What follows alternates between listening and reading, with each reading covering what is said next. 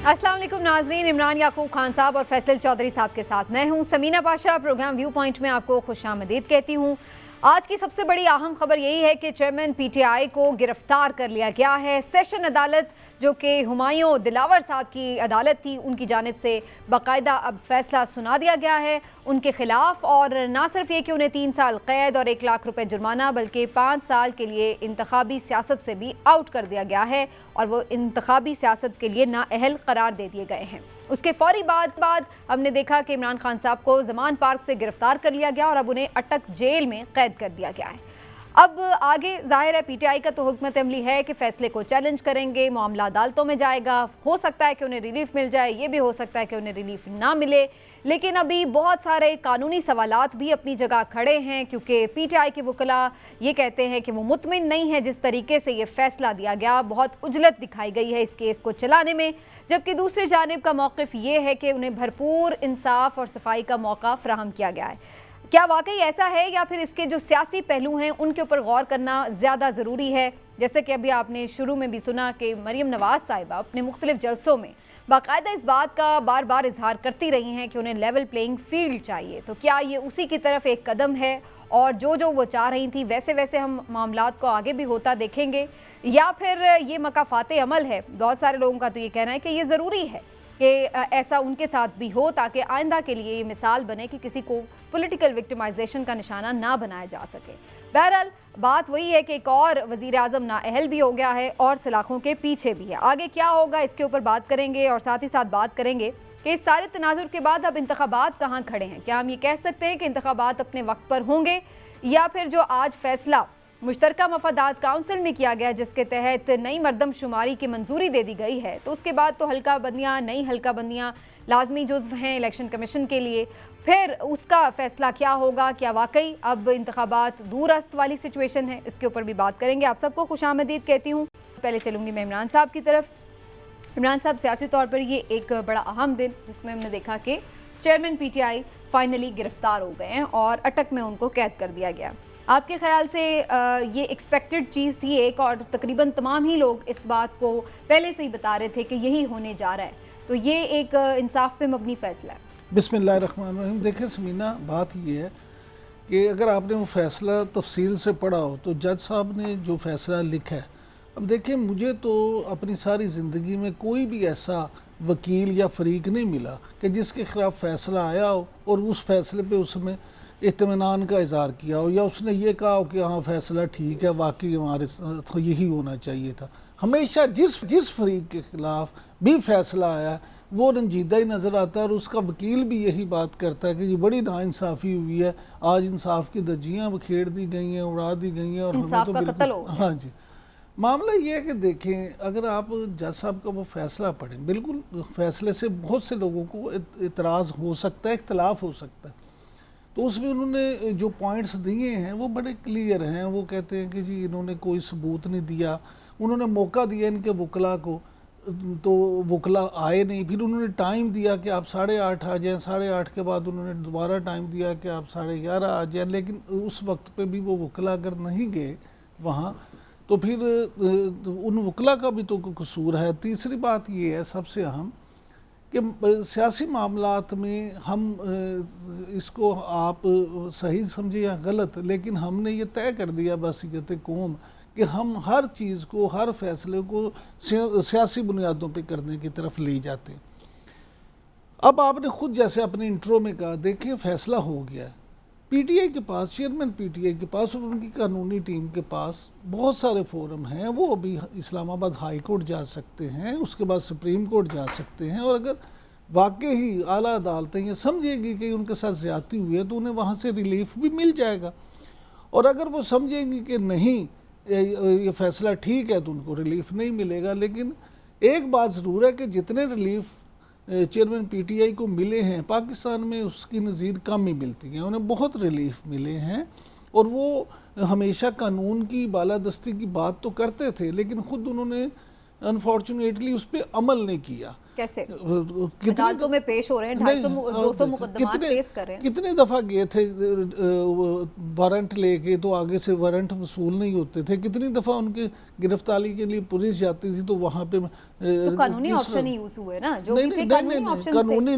जत्थों को इकट्ठा कर लेना कानूनी ऑप्शन होता है, अगर उसकी तामील ना करना कोई कानूनी ऑप्शन होता है। वो तो नैब की बात है, ये तो तोशा खाना है ना। देखें वो नैब नहीं, मैं ये नहीं कह रही कि वो उस पे, लेकिन मैं ये कह रही हूँ कि ऐसा तो नहीं है कि वो फेस नहीं करे या अदालत नहीं आए, अदालत के थ्रू ही सजा हुई है क्योंकि अदालत में पेश हुए, फर्द जुर्म लगी। बिल्कुल ऐसे ही है, लेकिन वो उन बहुत सारी जगहों पे वो पेश नहीं भी हुए। और फिर देखिए 200 केसेस में बंदा कितनी जगहों पे पेश हो सकता है एक दिन? 200 में होना चाहिए, कानून तो यही कहता है। फिजिकली एक उधर सुबह आज पेशी है, अगर लाहौर में है और 1 घंटे बाद इस्लामाबाद में है, तो कैसे कोई पेश? आपके ख्याल में पाकिस्तान में वाहिद शख्सियत है जिनके खिलाफ 200 के केस? जी, आज से पहले नहीं हुआ, ऐसे कभी नहीं हुआ तारीख में कभी नहीं। चौसा मीर शकील रहमान के खिलाफ रहमान साहब के खिलाफ जो मुकदमात हैं, हाँ जी, उनको और इमरान खान साहब को एक तो तकाबुल नहीं कर सकते। नहीं, मैं तो अभी बात तो सर तादाद की हो रही है, तादाद की। पीर शकील रहमान साहब के ऊपर जो मुकदमात है, क्या वो सही हुआ था? नहीं, मैं तो गलत था, हम सब मजम्मत करते हैं। हाँ जी, नहीं, अभी तो केसेस की बात हो रही है, तादाद केसेस की तादाद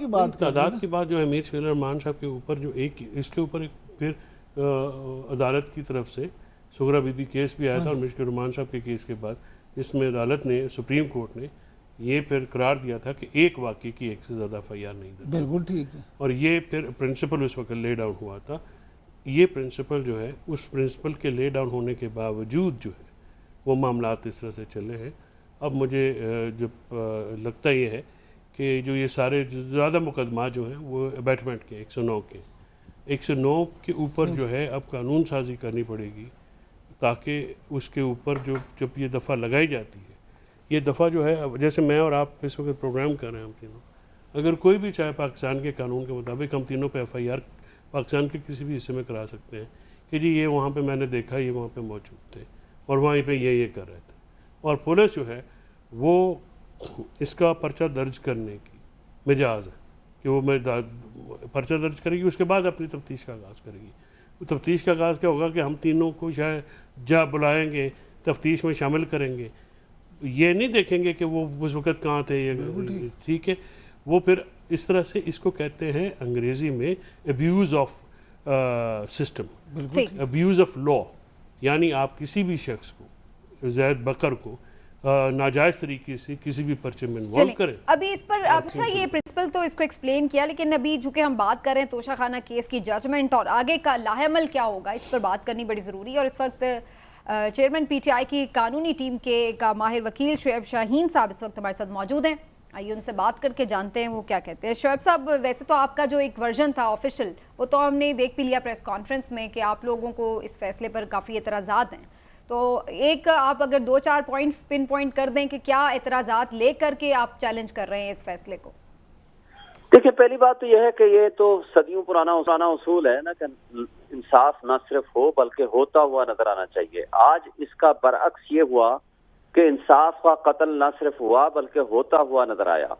देखिए, कल चीफ जस्टिस आमिर फारूक साहब ने ये फैसला करके भेजा कि जो जज साहब, एक मुतासिब जज जिसके खिलाफ बेशुमार हमारे पास एविडेंसेस हैं कि वो एक मुतासिब जज है, तो उसके पास तीसरी दफा भेज दिया कि ये कह के कि आप जो ये कह रहे हो कि ये केस काबिल समात है, असल में ये काबिल समात नहीं है, लेकिन दोनों पार्टियों को सुनकर दोबारा फैसला करें और हमारा मौक़िफ़ सुने। तो बात यह है कि उसके ऊपर आज उसने एक लाइन में कहा कि नहीं ये काबिल समात है, मैं तो 2 दफा पहले फैसला दे चुका हूँ। तो कमाल तो ये है कि चीफ जस्टिस आमिर फारूक उस जज के पास भेज कैसे रहे हैं। दूसरी बात, उस मुतासिब जज साहब ने क्या हरकत की कि सुबह से हमारे वकील वहां मौजूद हैं और हम सीनियर काउंसिल वहां पहुंच गए, उसको लीड काउंसिल जो हमारे हैं वो बहस के लिए पहुंच गए, तो कहते हैं मैं तो रिजर्व कर चुका हूं, मैं तो फैसला सुना रहा हूं, ये ले फैसला लिखो। और फैसला भी लिखा नहीं गया, फैसले पे दस्तखत नहीं हुए, वारंट ऑफ अरेस्ट जारी नहीं हुए, 5 मिनट के अंदर अंदर पुलिस जमान पार्क के दरवाजे तोड़कर उसको गिरफ्तार करके भी ले आई। तो 2 ऑप्शन है, या तो लाहौर पुलिस को किसने कहा आप गिरफ्तार कर लो जब वारंट ऑफ अरेस्ट ही जारी नहीं हुआ। दूसरी बात मुझे ये बताएं कि इस्लामाबाद पुलिस अगर पहुंच गई थी तो वो किस कैपेसिटी में पहुंच गई थी कि उसको कैसे पता था कि फैसला आने वाला है।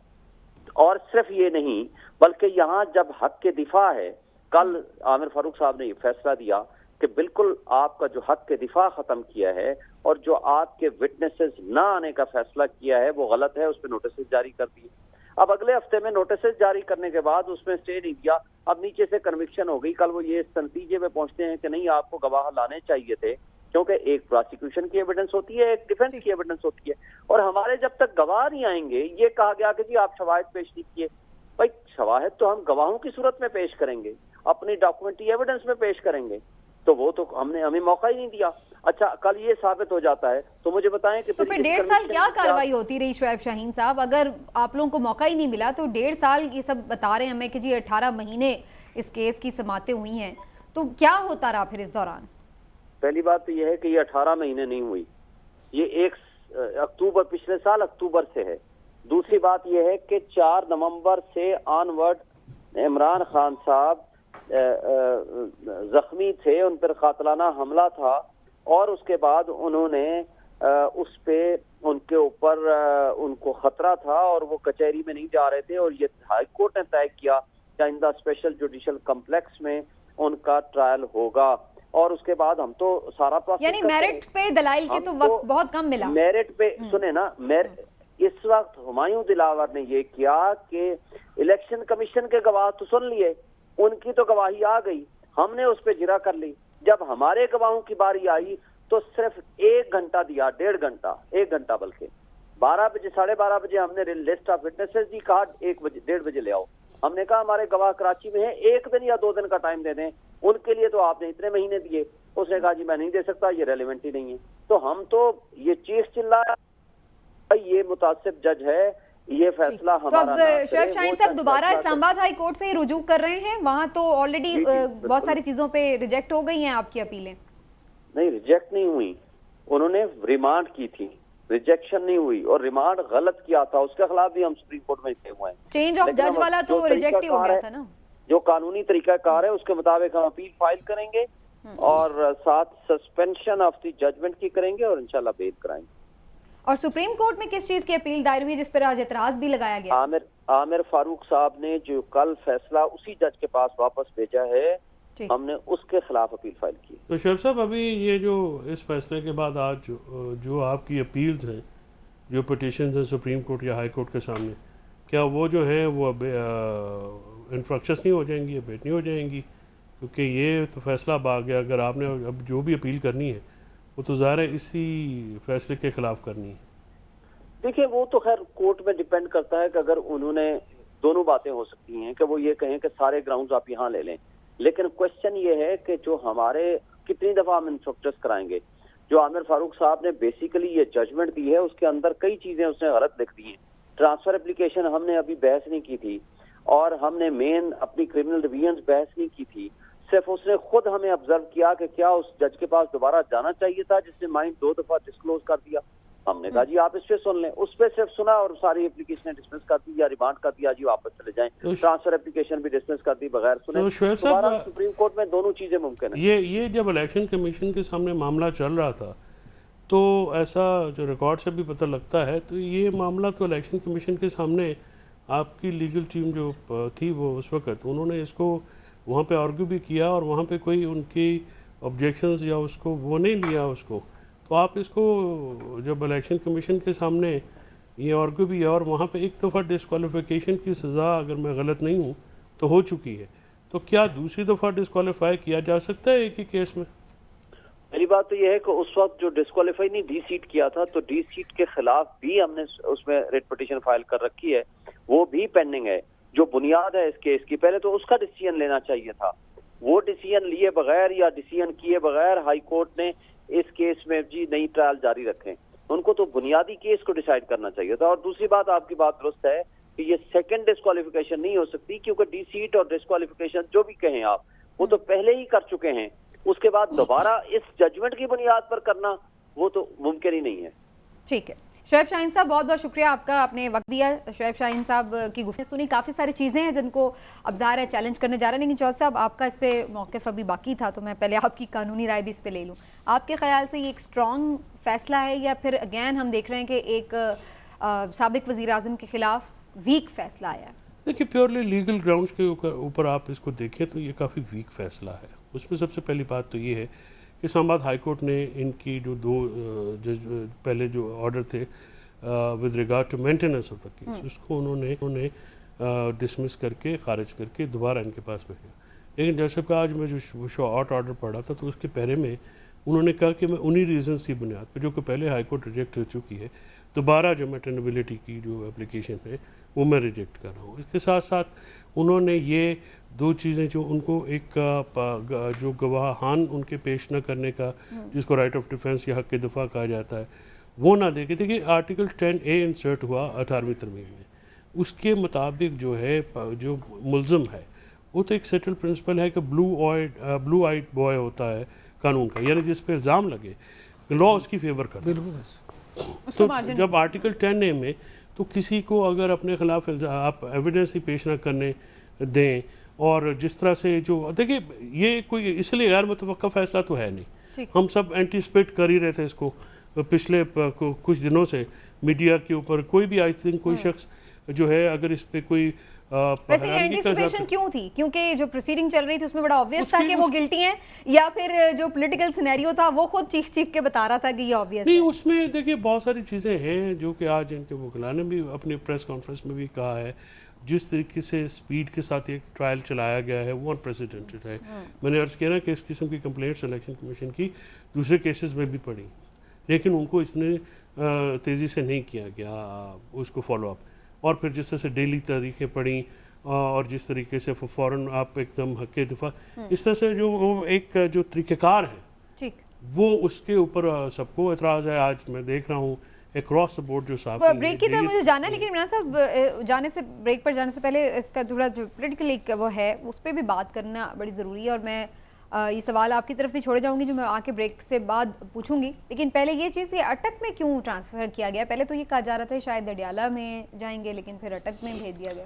अटक जेल के बारे में ये कहा जाता है कि वो हाई सिक्योरिटी जो है वहाँ पे है अटक जेल की, और इसलिए शायद उनको अडियाला जेल की बजाय वहाँ पे उन्होंने शिफ्ट किया। देखिए, इस बात में तो कोई शक नहीं है कि चेयरमैन पीटीआई जो हैं वो जहाँ भी होंगे वहाँ सिक्योरिटी रिस्क तो होगा, सिक्योरिटी के मामला तो होंगे, इसीलिए वहाँ पे एलीट फोर्स जो हैं वो उसके दस्ते भी वहाँ लगा दिए गए हैं। सिर्फ वहाँ पे जो जेल हुकाम है या जेल की जो पुलिस है वो ही नहीं उसकी निगरानी पे, बल्कि एलीट पुलिस जो है उसको भी भिजवा दिया गया।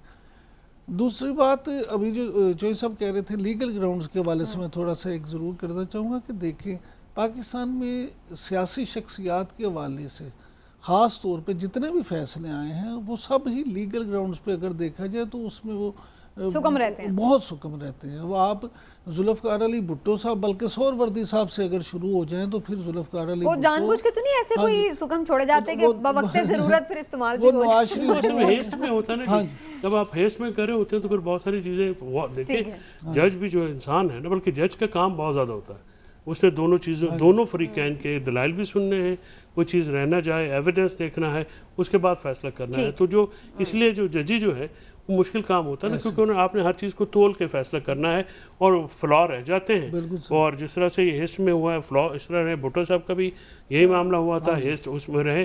फिर असल में प्रॉब्लम इमरान साहब ये होता है समीना, ये पॉलिटिकल केसेस है ना, फिर इनकी एको जो है वो फिर डेकेड्स तक आती रहती है। अब भुट्टो साहब का जो जुडिशल मर्डर कहा जाता है ये बड़ा स्ट्रॉन्ग वर्ड है, बड़ा, और इसमें हम इसको बड़ा यूज़ करते हैं, आम तौर पे यूज़ करते हैं कि अदालती कत्ल कहा जाता है।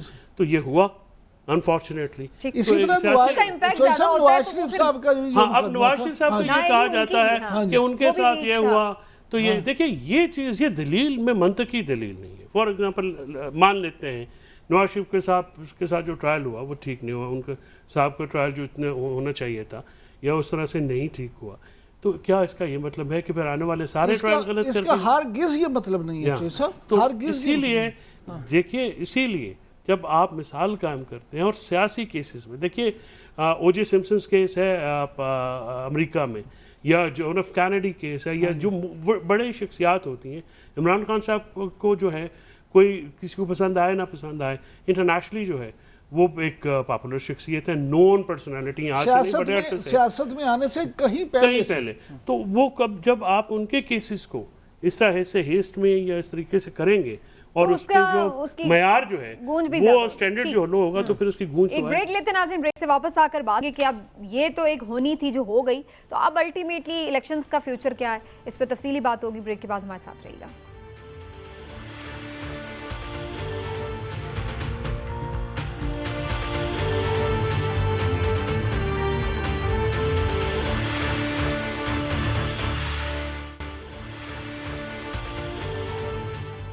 जी वेलकम बैक नाजरीन। और जैसा कि आप लोग जानते हैं कि मुश्तरका मफादात काउंसिल में नई मरदमशुमारी की मंजूरी दे दी गई है, और अब इसका मतलब क्या है? इसका मतलब बज़ाहिर ये नज़र आ रहा है कि इंतखाबात जो हैं वो इल्तवा का शिकार हो सकते हैं, क्योंकि आइन के तहत अब इलेक्शन कमीशन ऑफ पाकिस्तान पाबंद है इस चीज़ का कि नई मरदमशुमारी के तहत नई हल्का बंदियाँ हों और फिर उसके बाद इंतखाबात की तैयारी की जाए। और नई हल्का बंदियों के लिए ज़ाहिर है कि मज़ीद वक्त दरकार होगा। क्या ये इतना ही ज़रूरी है? कितना वक्त दरकार हो सकता है? क्या अभी भी इस बात की गुंजाइश मौजूद है कि पुरानी मरदमशुमारी पर ही इलेक्शंस हो जाएं? ये बहुत सारे सवालात हैं जो अभी तक ज़हनों में मौजूद हैं। तो आइए इस पर ज़रा बात कर लेते हैं। अहमद बिलाल महबूब साहब हमारे साथ मौजूद हैं, सरबराह पिलडैट पाकिस्तान के, और बड़ी अथन की यकीनी तौर पर राय है इस सारे मामलात को लेकर के। बहुत शुक्रिया आपका अहमद बिलाल महबूब साहब, आपने आज हमें वक्त दिया।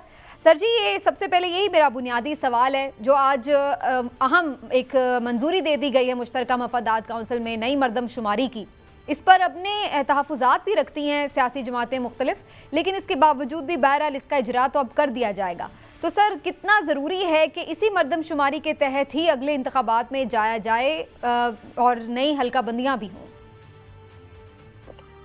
बहुत शुक्रिया। देखिए, अब ये चूंकि काउंसिल ऑफ कॉमन इंटरेस्ट से अप्रूव हो गई है और एक आध दिन में ये नोटिफाई भी हो जाएगी, तो हमारे आइन के अंदर तो ये वाज़ेह तौर पर लिखा हुआ है जब कोई मरदमशुमारी के नताइज फाइनली पब्लिश हो जाएंगे तो उसके बाद अगले इंतखाबात उसी के मुताबिक कराने होंगे।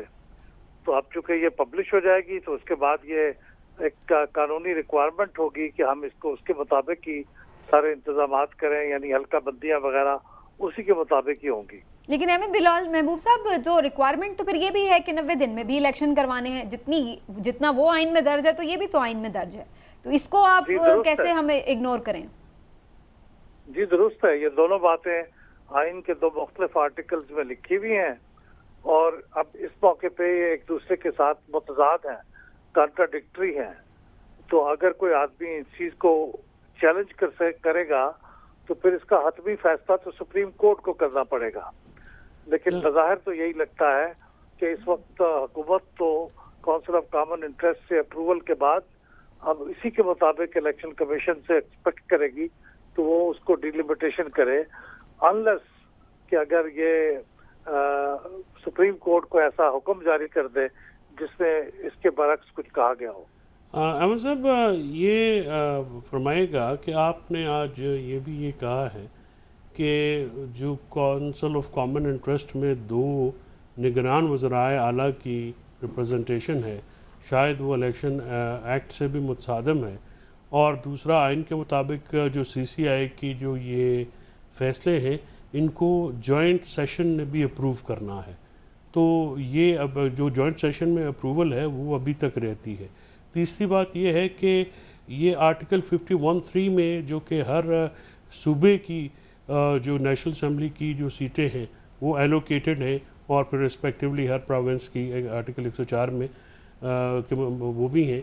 तो क्या ये जब तक वो सीटों में बदलाव नहीं आता है तो सूबे के अंदर तो रही दी जा सकती है, लेकिन अगर सीटें किसी और सूबे को ट्रांसफ़र करनी पड़े तो उसमें तो आपको फिर कॉन्स्टिट्यूशनल अमेंडमेंट चाहिए होगी, उसके बगैर ये कैसे होगा?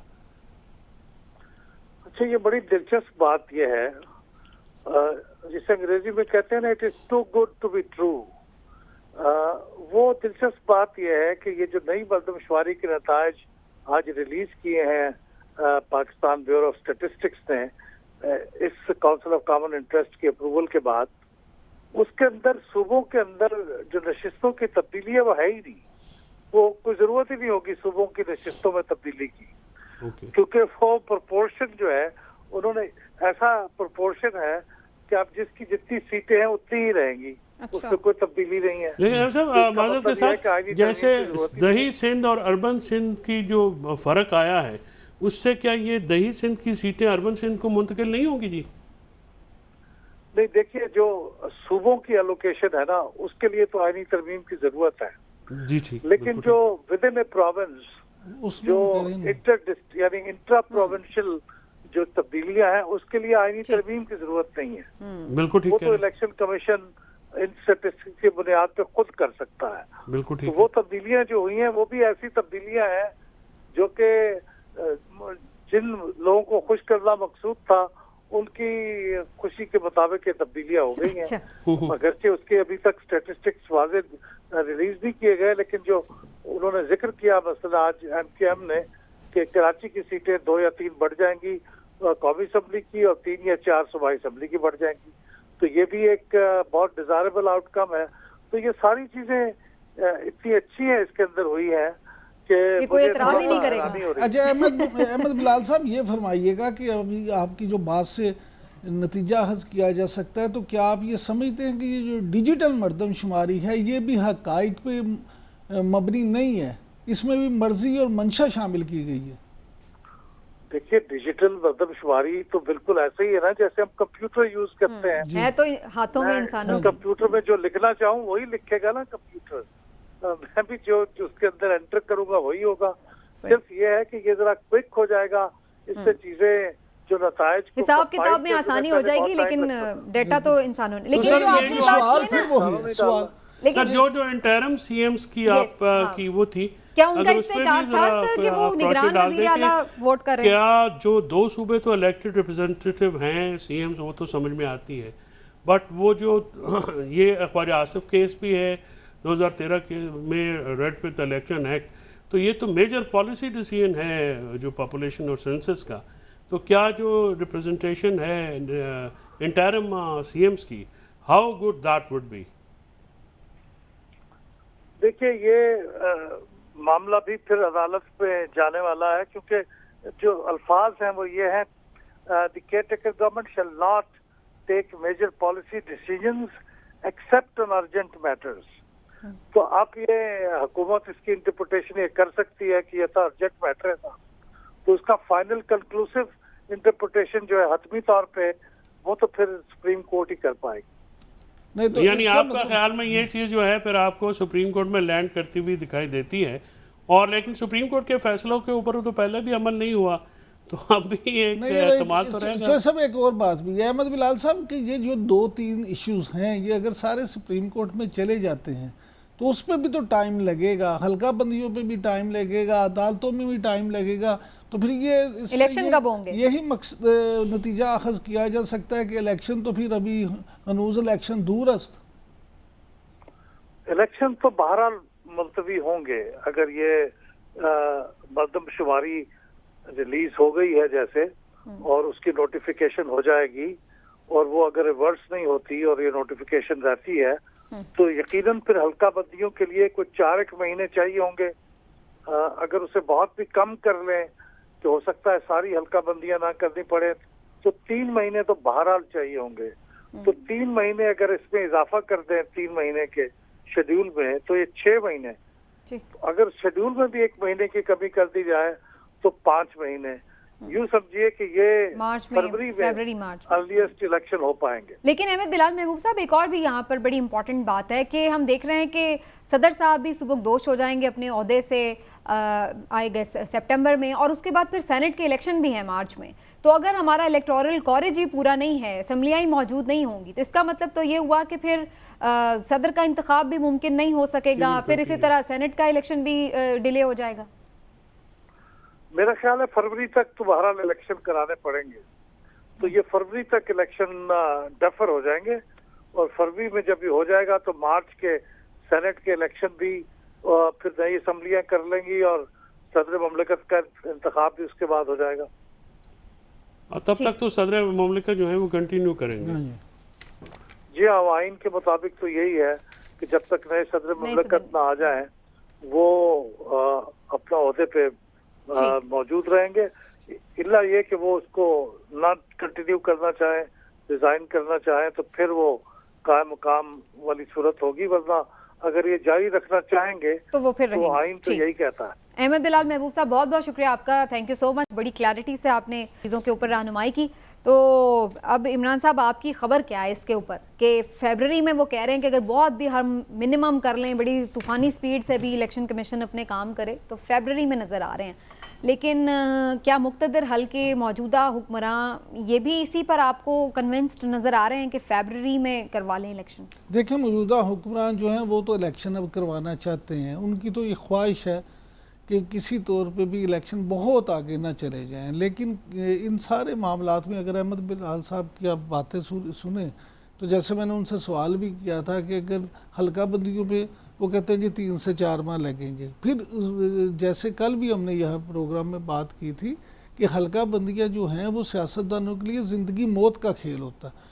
फिर वो बहुत सारी चीज़ें वो भी अदालतों में चैलेंज होती हैं, हल्का बंदियाँ चैलेंज होती हैं, फिर उनका रिजल्ट आना, तो मुझे नहीं ये लगता ये तो कैलकुलेशन की बात है ना, मैं तो वो हल्कों की बात कर रही हूँ आपसे कि जो खबरें हैं, एक तो विल भी तो होती है ना कि हमने ये हम सोच रहे हैं, विल हमारी ये है, ये तो बाद की बात है कि उसको हम कानूनी या प्रैक्टिकली उसको हम कर सकते हैं या नहीं। नहीं, विल तो हुकूमत की है कि इलेक्शन हो जाएं।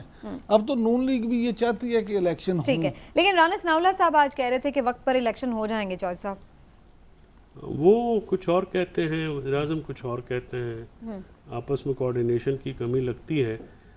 मुझे जो राना सनाउल्लाह साहब की जो गुफ्तगू है वो अपने हल्का में वो जाते हैं वीकेंड के ऊपर, तो वहाँ पे अपने वोटरों को सेटिस्फाई करने के लिए लगता है कि वो गुफ्तगू करते हैं। इलेक्शन टाइम पे नहीं होंगे, इलेक्शन टाइम पे हो नहीं सकते हैं।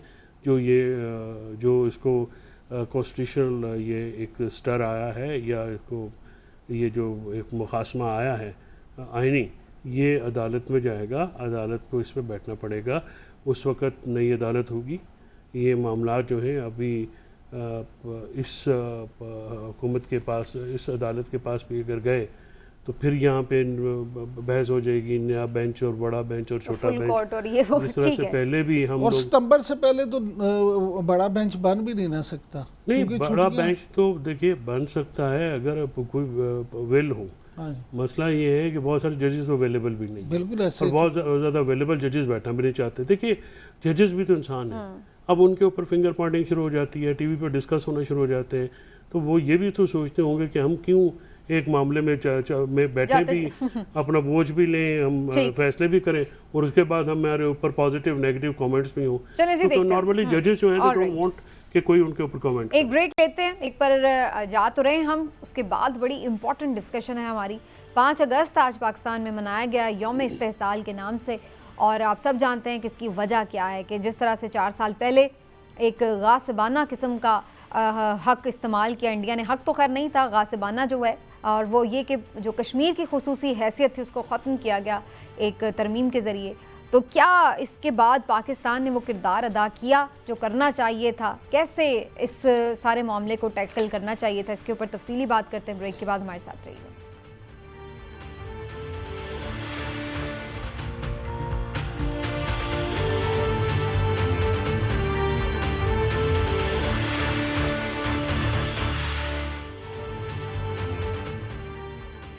जी वेलकम बैक नाजरीन। 5 अगस्त आज मनाया गया पाकिस्तान में, जहाँ पर हमने देखा कि मुख्तलिफ रैलियों का भी इनेकाद किया गया, तकारीब का भी इनेकाद किया गया, और जो कश्मीर के साथ ज़्यादती की गई है भारत की जानिब से, उसके ख़िलाफ़ लोगों ने ये यौम इस्तेहसाल मनाया कि जिस तरह से मकबूजा कश्मीर का जो खुसूसी हैसियत का एक स्टेटस था उसको चेंज किया गया इंडिया की जानिब से 4 साल पहले। लेकिन उसके बावजूद भी कि पाकिस्तान ने उस वक्त भी और बाद अज़ां भी इस पर काफ़ी एहतजाज किया, लेकिन हमने देखा कि इस पर कोई असर नहीं हुआ और वो स्टिल जूं का तूं बरकरार है। तो क्या मज़ीद किया जा सकता है, इस पर बात करना बड़ा ज़रूरी है। और इस सेगमेंट में ख़ास तौर पर हमें ज्वाइन कर रहे हैं साबिक़ वज़ीर आज़म आज़ाद कश्मीर, साबिक़ वज़ीर आज़ाद कश्मीर सैयद इफ्तिखार अली गिलानी साहब। गिलानी साहब बहुत शुक्रिया सर आपका, अस्सलाम वालेकुम। वालेकुम सलाम। गिलानी साहब, सबसे पहले तो आपसे यही जानना चाहेंगे, आज भी हमने देखा है यौम इस्तेहसाल मनाया तो क्या है, लेकिन फर्दर मोर आप क्या समझते हैं कि क्या कंट्रीब्यूशन हो सकती है इस में पाकिस्तान की तरफ से, क्या किया जा सकता है? आपका बहुत बहुत शुक्रिया।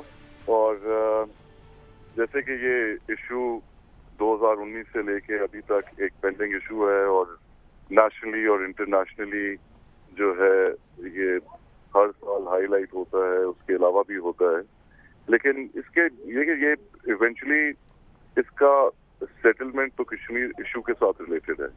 भारत इस टाइम पे कोशिश कर रहा है और वो करता जा रहा है, और जिस तरह 2 यूनियन टेरिटरीज बना के और वहाँ से आर्टिकल 370 में चेंज करके और जो स्टेट सब्जेक्ट के लॉज हैं उनको चेंज करके, तो वो तो अब इन्फिल्ट्रेशन भी उन्होंने स्टार्ट कर दी है, जिससे वो पेब्लिसाइट को खत्म करना चाहते हैं कि ताकि अगर पेब्लिसाइट हो तो वहाँ पे अब भारत से कोई आदमी भी आके कश्मीर के अंदर अपनी प्रॉपर्टी खरीद के अपना डोमिसाइल बना के कश्मीर का रेजिडेंट जो है वो भी बन सकता है। इस सिलसिले में जब तक हम इस इशू को नेशनली और इंटरनेशनली बहुत एग्रेसिवली रेज नहीं करेंगे, और जब तक आज़ाद कश्मीर के लोग और आज़ाद कश्मीर की पॉलिटिकल जो क़यादत है वो जब तक इसको फोर फ्रंट से मैं समझता हूँ आके लीड नहीं करेगी, क्योंकि दुनिया में अगर ये मुतनाज़ा एक इलाका है और इस मुतनाज़ा इलाके के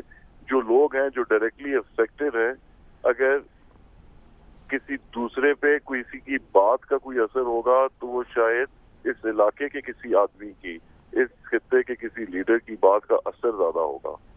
तो जिस तरह गवर्नमेंट ऑफ पाकिस्तान या मुमलिकत पाकिस्तान इस पे इस इशू को रेज कर रही है, उसके साथ साथ अगर आज़ाद कश्मीर के लोग इस मूवमेंट में फोर फ्रंट पे रहें तो नेशनली और इंटरनेशनली खसूसी तौर पे जब तक वो इसको उससे आके लीड नहीं करेंगे तो लोग ज्यादा माइल होंगे इफेक्टेड आदमी की बात से कि भाई जिसको बिल्कुल सही। लेकिन गिलानी साहब एक और चीज़ ये भी देखी गई है कि गासबाना कब्जा तो पहले भी था, लेकिन इन 4 सालों में जो हमने देखी है यहाँ पर इंसानी हुकूक की खिलाफ वर्जियाँ, जिस तरीके से एक जेल में तब्दील कर दिया क्या मकबूजा कश्मीर को, उसके ऊपर भी कहीं पर हमने उस तरह से आवाज़ नहीं उठती देखी अक़वाम आलम में। और बहुत नाम नहाद जो जमहूरियत के और इंसानी हुकूक के चैम्पियन बनते हैं ममालिक, उनकी जानिब से भी कोई प्रेशर नहीं डाला जाता इंडिया पर, बल्कि उल्टा हम देखते हैं कि उनके साथ टाइज तो और ज़्यादा बढ़ाई जाती हैं, स्ट्रॉन्ग की जाती हैं।